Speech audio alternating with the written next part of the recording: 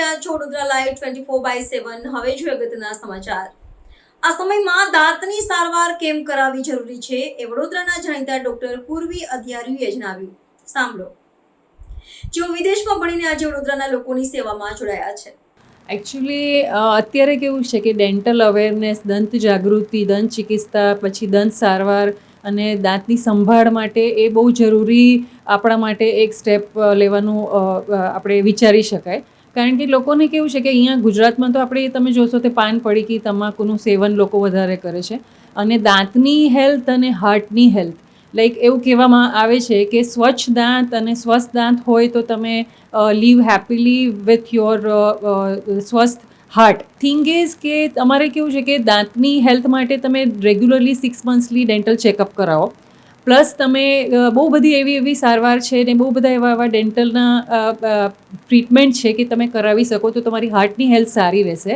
હું એક્સપ્લેન કરું. આપણું મોઢું એ આપણા શરીરનો દરવાજો છે અને એમાં દાંત સડવું કે દાંતનું ખોવાવું કે દાંતની ઉપર પરત જામવી કે કેલ્ક્યુલસ કહેવાય કે જેને કહેવાય કે તમાકુના સેવનથી સ્ટેન પડી જાય, પછી વેરિયસ દાંતની કેવું હોય છે કે પીળાશ પડતા થાય, મોઢામાંથી દુર્ગંધ આવે, એ પાયોરિયા અને પેરિયોડોન્ટલ રોગના એની નિશાની છે.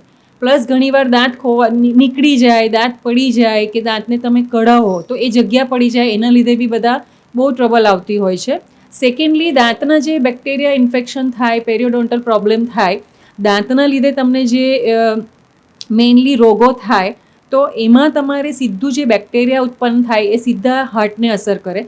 હાર્ટના બધા રોગો જેવા કે બ્લડ પ્રેશર થાય કે પછી ડાયાબિટીકમાં બી ઘણીવાર આ બધા કોમ્પ્લિકેશન આવતા હોય છે અને એના લીધે તમારું હાર્ટ સ્વસ્થ રહેતું નથી. તો પહેલી તકે લોકોએ સજાગ રહી અને દાંતની સારવાર પહેલાં કરાવવી જોઈએ તો જેના લીધે બેક્ટેરિયલ ઇન્ફેક્શન થઈને હાર્ટનું પ્રોબ્લેમ ના થાય.